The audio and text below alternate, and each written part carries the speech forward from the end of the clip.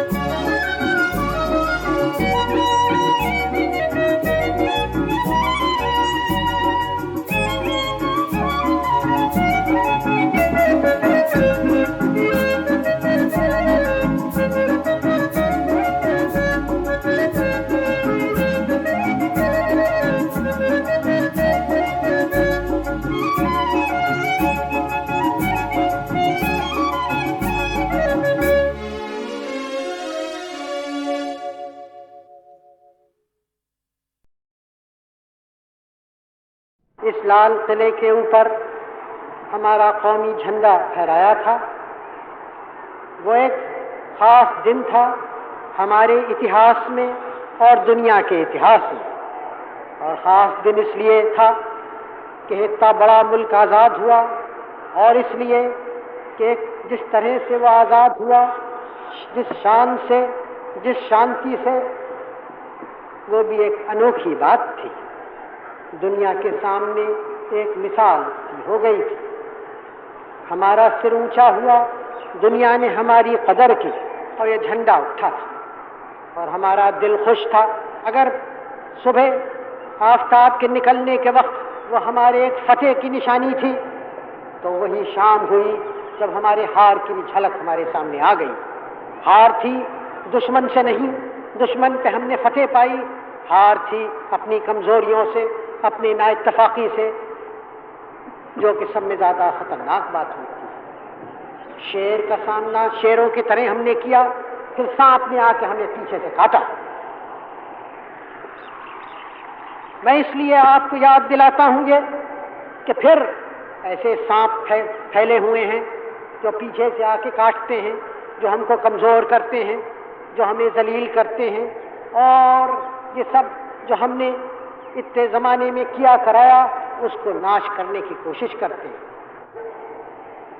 कुछ पुराने ज़माने के तरफ देखने, कुछ आज के सवालों का तकाजा हमारे सामने, कुछ एक झलक तस्वीर भविष्य की जिधर हम जा रहे हैं, क्योंकि हमने एक बड़ी यात्रा का इंतज़ाम किया।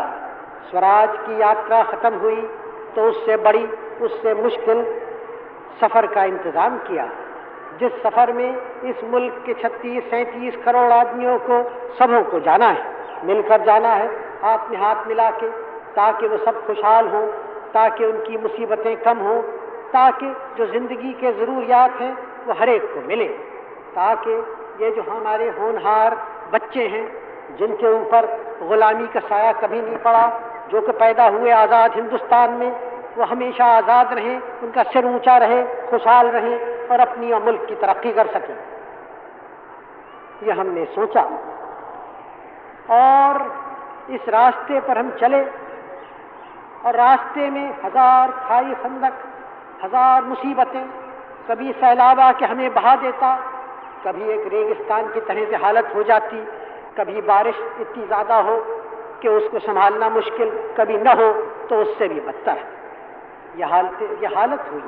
बरसों से आप जानते हैं कि इस मुसीबतों का इस मुल्क ने सामना किया, तकलीफ हुई, परेशानियां हुई, लेकिन हिंदुस्तान का सिर तो नहीं झुका, क्योंकि आखिर में जैसे कि वो एक इम्तिहान का ज़माना था, पुराना ज़माना, जबकि हमने एक साम्राज्य का मुकाबला किया था, उससे खड़ा ये ज़माना आ गया हमारे इम्तिहान का कि कहाँ तक हम मुसीबत में मिलकर रह सकते हैं, कहाँ तक हम मिलकर काम कर सकते हैं, कहाँ तक हम इस और मंजिल को भी पार कर सकते हैं। ये आया और ऐसे मौके पर जब आप उसमें फूट हो, आप उसमें लड़ाई हो, हाथ उठाए एक इंसान दूसरे के लिए, दूसरे के ऊपर, तब क्या उसके माने हैं? क्या हम अपने पुराने सबक भूल गए? क्या हम गांधी जी को भूल गए? क्या हम हजारों बरस के हिंदुस्तान की तारीख को भूल गए? क्या हम जो हमारा भविष्य है, जिसके लिए हम काम कर रहे हैं, उसको भूल गए? क्या हम अपने बच्चों को भूल गए? क्या याद रहा हमें जब हम एक दूसरे पे हाथ उठाते हैं और झगड़ा फसाद करते हैं महज किसी सियासी बात को हासिल करने को, या जो कुछ भी उसकी वजह हो मैं नहीं जानता, क्या बात क्या है? तो फिर मेरी ये आपसे दरख्वास्त है और मुल्क में सबों से दरख्वास्त है कि और सवालों को पे हम गौर करें ज़रूर और रास्तों पे हम चलें, लेकिन पहली बुनियादी बात यह है कि हम अपने को संभालें, हम एक दूसरे से लड़ाई का सिलसिला छोड़ें, हम ये समझ लें कि हिंदुस्तान में न आज़ादी है, न समाजवाद है, न प्रजातंत्र है, अगर हम लड़ाई झगड़ा करके फैसले किया चाहते हैं। लेकिन असल में हमारा सवाल हमारे मुल्क का है, हमारे घर का है, शहर का और मोहल्ले का और हमारे पड़ोसी का। और हमें, चाहे हम वहाँ कन्याकुमारी और रामेश्वर में रहें दक्षिण में, चाहे कश्मीर में, चाहे पूरब या पश्चिम, हम एक हैं, एक मुल्क है जिसको कोई तोड़ नहीं सकता, जिसको हम किसी को तोड़ने नहीं देंगे। हम और आप हिंदुस्तान के बाशिंदे हैं, हिंदुस्तान के नागरिक हैं, सिटीजन हैं। हम इस मोहल्ले के खाली नहीं है और इस शहर के नहीं और इस प्रदेश के नहीं और उत्तर के नहीं और दक्षिण के नहीं और पूर्व पश्चिम के नहीं। और ये बात सब समझ लें, क्योंकि जो इसके खिलाफ हाथ उठाएगा और हिंदुस्तान की एकता को कमज़ोर करने की कोशिश करेगा, उसका हमें मुकाबला करना है, चाहे कोई बाहर की ताकत हो या अंदर से उठाए। क्योंकि इस बात की ये अव्वल बात है, ये पहली बात है, हिंदुस्तान की एकता और हिंदुस्तान की आज़ादी।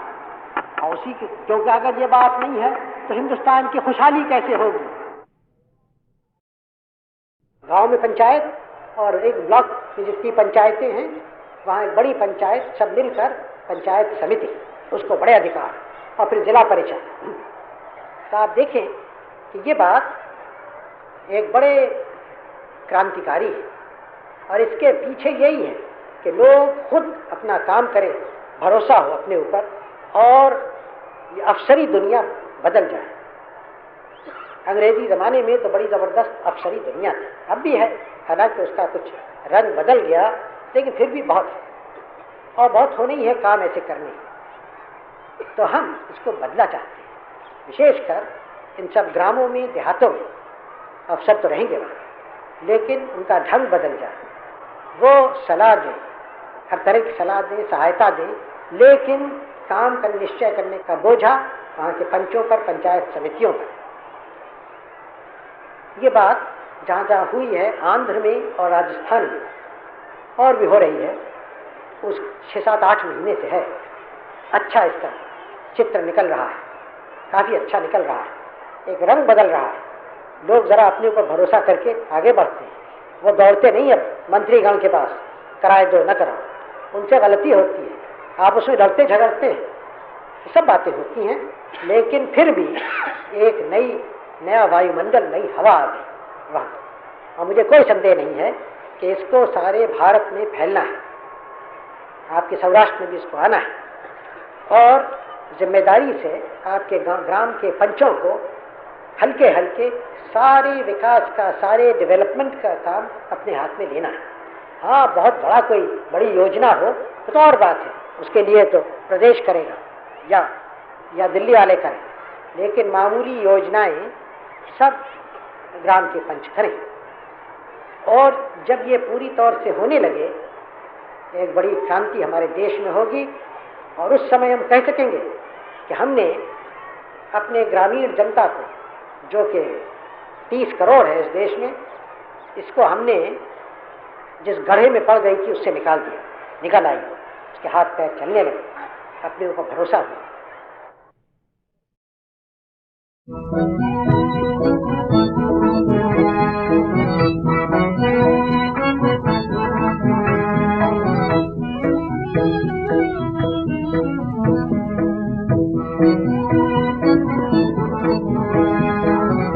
नैना क्यों रोते हैं, नैना क्यों रोते हैं, मन क्यों करता है हाय। नैना क्यों रोते हैं, मन क्यों करता है हाय। नैना क्यों रोते हैं, जूं जूं उसको भुलाऊं मन से, तू याद वो आए, तू याद वो आए, तू याद वो आए। नैना क्यों रोते हैं, मन क्यों करता है हाय। नैना क्यों रोते हैं।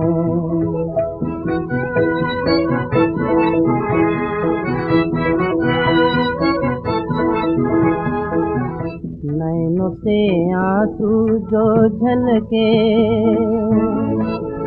गालों पे बह जाए। नैनों से आंसू जो झलके, गालों पे बह जाए। मन की पीड़ पुरानी मेरी, मन में आग लगाए। मन की पीड़ पुरानी मेरी, मन में आग लगाए, मन में आग लगाए। नैना क्यों रोते हैं, मन क्यों करता है हाय। नैना क्यों रोते हैं।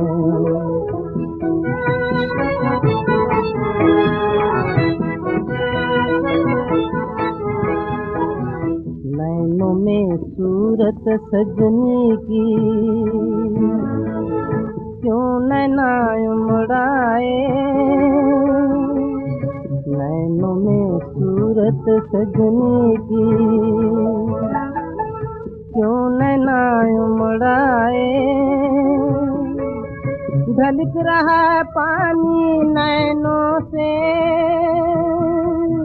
सूरत बह ना जाए। ढलक रहा पानी नैनों से, सूरत बह ना जाए, सूरत बह ना जाए।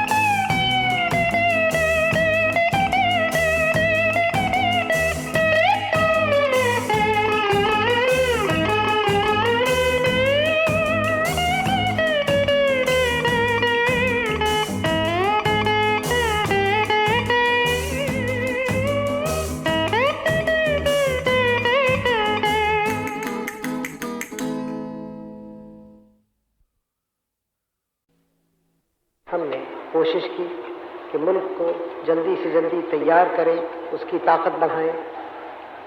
क्या माने हैं मुल्क को तैयार करने के? खाली लोगों का जोश बहुत ज़रूरी है, लेकिन काफ़ी नहीं है, क्योंकि फ़ौजी तैयारी कितनी ज़रूरी हो, उसके पीछे हज़ार और तैयारियां होती हैं। उसके पीछे सामान बनाने की तैयारियां, कारखाने बनने, जो फ़ौजी सामान देखते हैं, जो हवाई जहाज़ बनाए, उनके पीछे और हज़ारों कारखाने, उनके पीछे हिंदुस्तान के बेशुमार खेत जहाँ खाना पैदा होता है, खाने का सामान वगैरह। यानी उस तैयारी के माने हैं कि हर तरफ से काम हो, हर एक आदमी अपना फ़र्ज़ अदा करे और ज़्यादा से ज़्यादा पैदा करे, जिससे हमारी आर्थिक हालत मजबूत हो। इधर ध्यान दिया गया और तरक्की हुई और होती जाती है। और हमारा मुल्क, हमारे मुल्क का, आपका, हमारा पहला काम है कि उससे हम मुल्क को बचाएं। उसके बाद सब और बातें होती हैं। जो देश अपनी आज़ादी को, अपनी ज़मीन को बचा नहीं सकता, उसकी कदर दुनिया में कौन करे, और उसकी ताकत क्या है और तरक्की करने की। इसलिए हालांकि सब में बड़ा काम हमारा इस वक्त है मुल्क की ताकत बढ़ाना, मुल्क की पैदावार बढ़ाना, मुल्क में से गरीबी निकालना और खुशहाल मुल्क को करना, हर एक को बराबर का मौका मिले तरक्की का। करोड़ों आदमी जो हिंदुस्तान में रहते हैं, हमारे बाल बच्चों को पूरा मौका मिले कि अच्छी तरह से बढ़ें, सब चीज़ें उन्हें मिलें, अच्छे हमारे देश के सेवा कर सकें बढ़ के। लेकिन ये सब काम उसी वक्त हो सकते हैं जब मुल्क की इज़्ज़त, मुल्क की आज़ादी कायम है।